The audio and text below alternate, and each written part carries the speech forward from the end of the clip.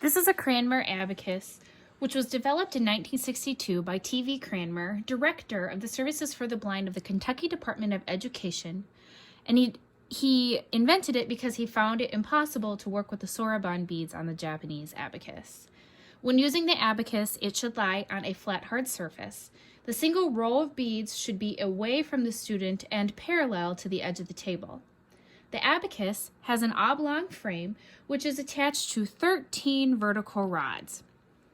On each rod, there are 5 beads or counters which travel up or down. A horizontal separation bar cuts across all 13 rods, which separates 4 beads below the separation bar and the single beads on top of the separation bar. The beads at the bottom are the 1 beads, and the beads on top are the 5 beads. When all beads are touching the outer frame of the abacus, it is in 0 position, meaning that there is no value set in place on the abacus. When using the abacus, it is important to maintain proper hand form with the index finger of the left hand always on the left-hand side of the index finger on the right hand, and they move along the frame. When your hands face along that lower edge of the frame, you will find a raised dot below each rod and a raised vertical line after every 3rd dot. The dots are used to locate the rods needed to write or set numbers. The lines are called unit marks, and they serve as commas and decimal points. The same dots and lines that are found on the outside frame are also found on the separation bar. Now take the index finger of your right hand and place it on the dot at the extreme right on the bottom of the frame. The dots line up with the rod. The first rod is called the units column. Each value of 4 beads below the separation bar has a value of 1, and the single bead above the separation bar has a value of 5.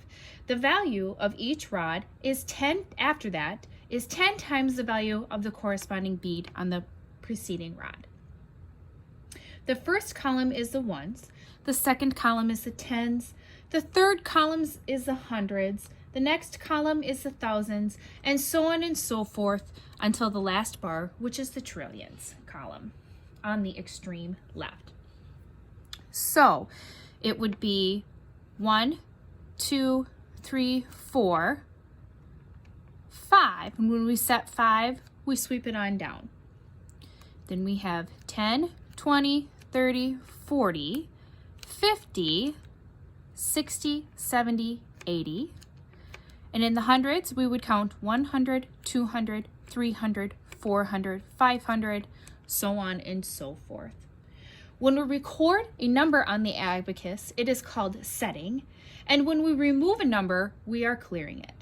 So if we were to set 5, we would bring it on down to the separation bar, which is setting it. The beads acquire a number when they move towards the separation bar, and when they are moved as far away from the separation bar, they lose their value, and the rod is cleared in the 0 position.